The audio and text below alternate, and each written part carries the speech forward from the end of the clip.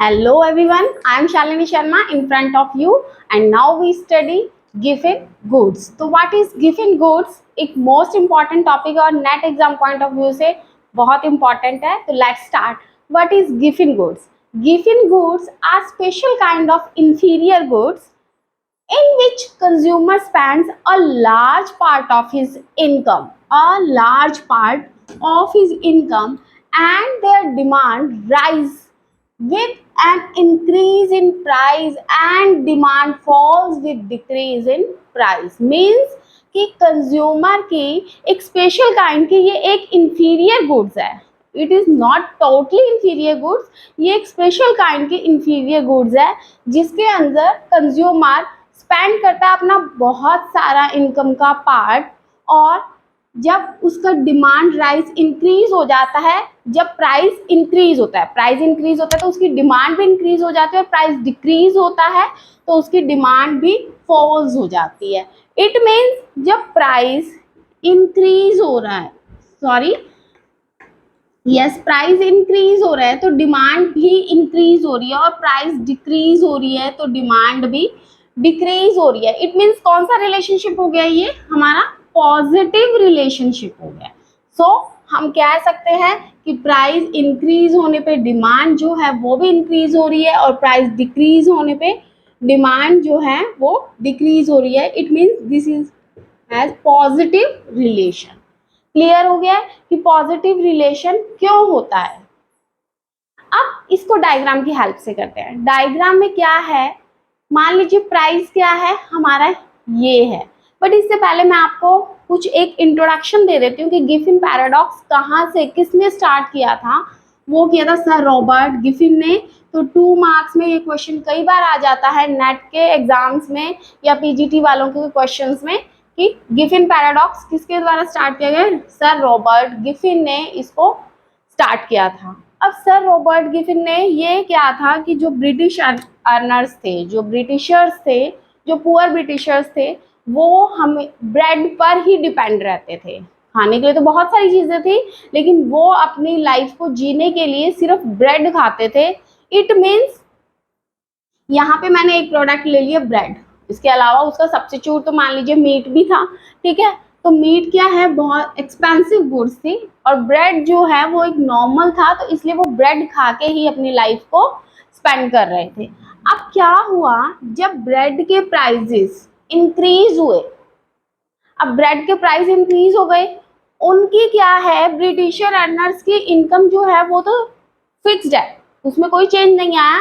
लेकिन price increase हो गए तो उन्होंने क्या किया, उसकी डिमांड को भी इंक्रीज कर दिया. जो वो थोड़ा पैसा मीट पे लगाते थे वो भी उन्होंने इधर शिफ्ट कर दिया. क्यों, क्योंकि प्राइस तो इंक्रीज हो गया, लेकिन ब्रेड तो जीने के लिए अगर 4 ब्रेड्स चाहिए तो हमें वो 4 ब्रेड्स खानी है. ठीक है, तो इसके लिए उन्होंने क्या किया कि प्राइजेस इंक्रीज हुए तो डिमांड को इंक्रीज कर दिया. कैसे, मीट से इस तरफ शिफ्ट हो गया, ब्रेड की तरफ शिफ्ट हो गए. क्लियर है. फिर क्या है, अगर प्राइस डिक्रीज हो गया तो फिर तो उनको ज्यादा पैसा इन्वेस्ट करने की जरूरत नहीं है, तो वो इसके अलावा अदर ऑप्शन पे भी जा सकते थे, तो इन्होंने इसकी डिमांड को डिक्रीज कर दिया.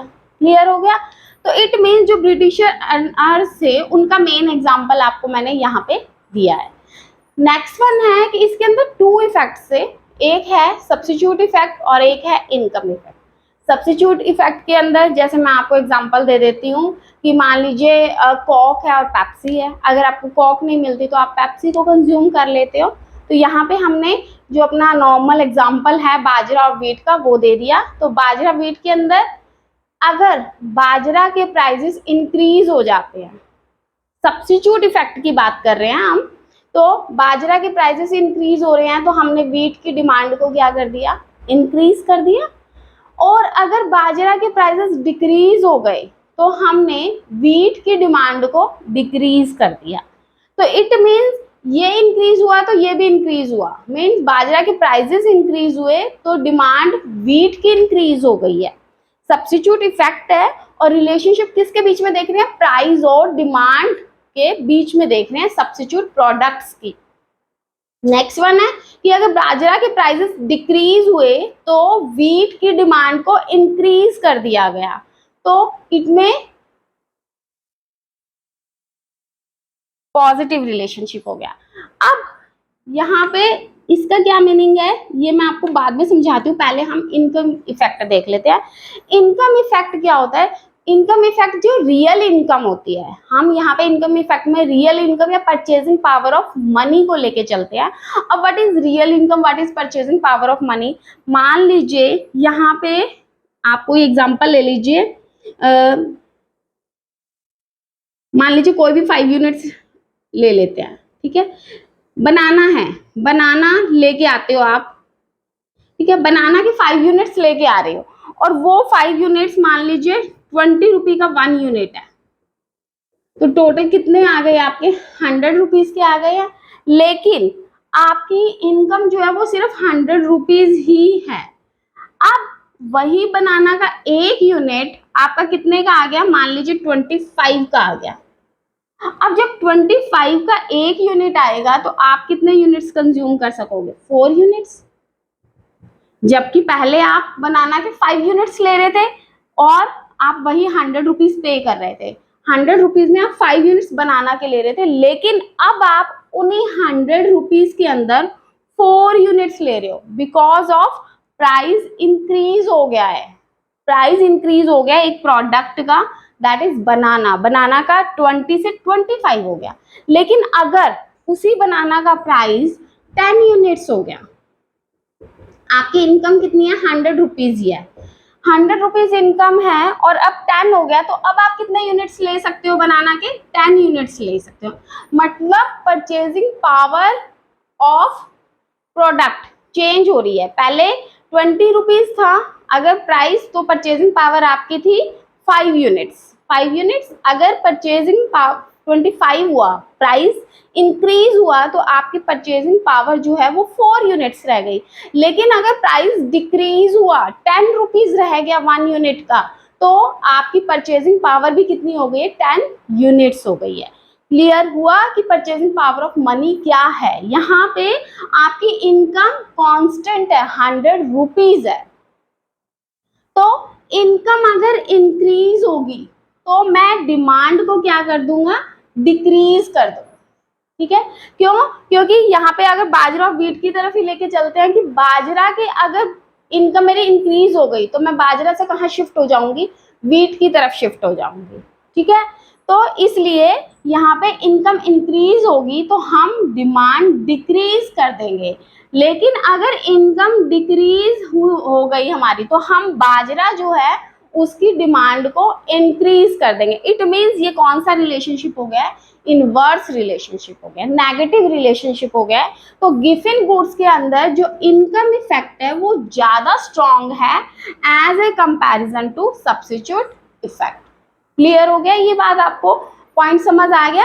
इसलिए हम बोल देते हैं कि जो पॉजिटिव रिलेशनशिप है, ये देखिए यहाँ पे कि पहले मेरा प्राइस क्या था? पी था किसी प्रोडक्ट का।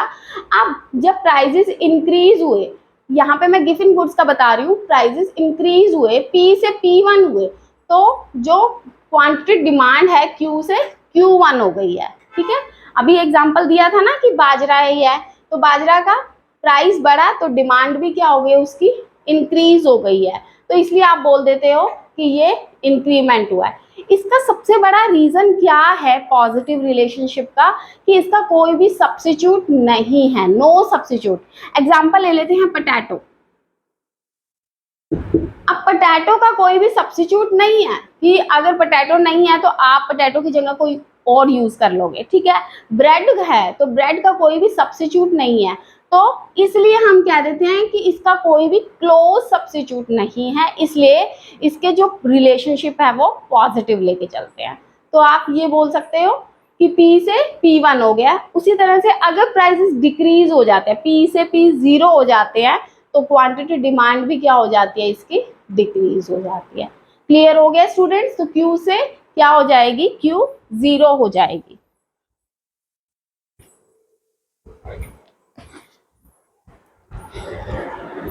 और ये क्या है? ज्यादातर नॉन लग्जरी प्रोडक्ट्स के लिए यूज होता है।